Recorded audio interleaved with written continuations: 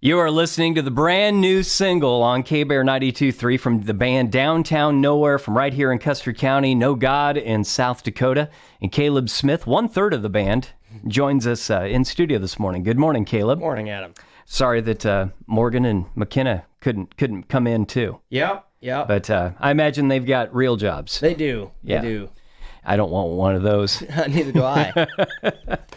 But tell me a little bit about that song, No God in South Dakota. You released that last week.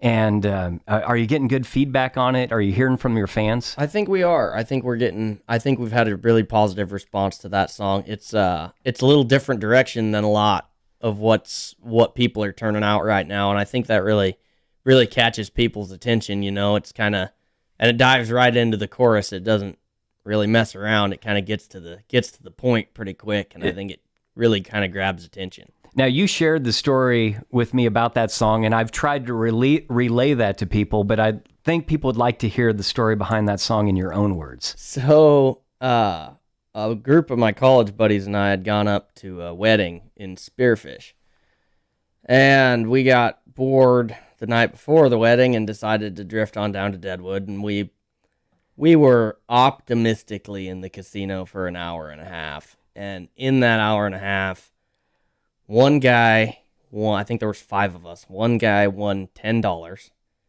Everyone else lost anywhere from $50 to $600. And we got back in the car and headed back to the hotel because we'd had enough.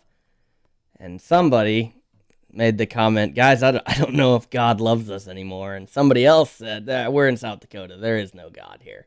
And I was like, well, that's a line there. And I had the chorus written before we got back to the hotel. And there's a line in there that I kind of want to explain, because there's a line that says, there's no God in South Dakota. He packed it up in 89. I actually did not just make that date up. That has significance. Gambling was legalized in Deadwood in 1989. And I played that song for some people in the Black Hills recently, and there was a guy sitting there, and he kind of chuckled when I hit that line, and I finished the song and looked at him. He's like, I know exactly what happened in 1989. So I was glad somebody caught the reference on that one. That's got to be rewarding. It is. When somebody it really is. Finds maybe some of the intricate details Yep. that are in the song, even before you explain it. Yeah. But it's always fun to hear the songwriter's story. Do you hear from people when they hear you on the radio for the first time? What does that feel like? It's pretty exciting. Yeah. You know, I get texts and Snapchats from people I haven't heard from in quite a while, and they say, hey, man, we heard you on the radio. That's pretty exciting, and it's always good. It's rewarding to hear that, but it's also good just to reconnect with people that I don't necessarily talk to all that much, and it's a lot of fun. Caleb Smith from Broken Bow and the band Downtown Nowhere joins us this morning. I was excited when I saw you come down the hallway bringing that guitar case. And if you're ready, I wouldn't mind hearing a little something else. What are you feeling this morning? So, last weekend, I was on a family camping trip, and we were sitting around. I was playing a little bit. And my brothers asked me if I could do 13 Silver Dollars by Colter Wall. And I said, I don't know. And I just kind of faked my way through it, and the chords were pretty easy, and I knew the riff wasn't going to be too tough, so I went home and learned it. And then actually just last weekend in Parks, Nebraska, we dropped it into a set, because Morgan on that upright bass, it doesn't take him very long to figure anything out. So we went ahead and dropped it on a set after playing it about twice. So that's one I've kind of been picking on. I thought I'd break that one out for you today. Fantastic. Well, we'll miss Morgan and McKenna on this. We'll catch them next time. But here is Caleb Smith of Downtown Nowhere.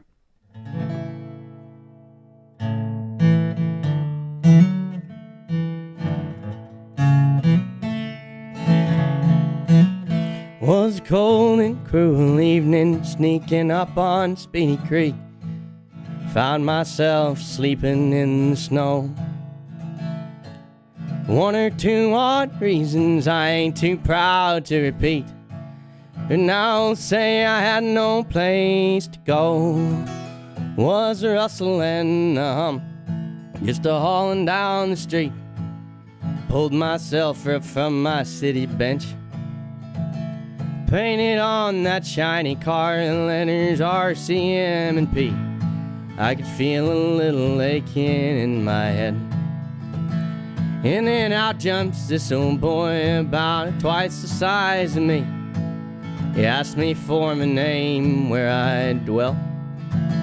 I just looked him in the eyes and sang Blue Yodel number 9. He didn't catch the reference, I could tell. Then the old familiar click and the handcuffs binding grip should have left me in the snow where I lay. He just laughed, touched his gun, and turning to me, he said, "Son, bet you don't own a damn thing to your name." I got my health, my John B. Stetson. I got a bottle full of baby's Bluebird wine. I left my stash somewhere down in Preston, along with 13 silver dollars in my mind. I got my health, my John B. Stetson. I've got a bottle full of baby's Bluebird wine. I left my stash somewhere down in Preston, along with 13 silver dollars in my mind. Along with 13 silver dollars in my mind. Yes, sir. Caleb Smith joins us in studio today of the band Downtown Nowhere.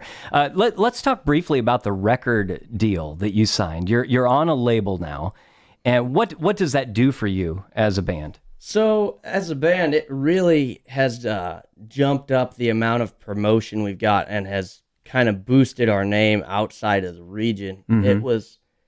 The timing of it all was actually kind of funny because we'd signed with Suntone. Us and Kylie Barwick had signed with Suntone quite a while back, and we kept hearing that they were going to do a press release. And we're like, well, it keeps not happening, and we weren't sure what was going on. Maybe they changed their mind. Well, then we saw an article that had run on a Nebraska news outlet, and we'd shared it and all that stuff. Well, later that same day, Morgan texted me, and Mo says, "Hey, Caleb, go Google us."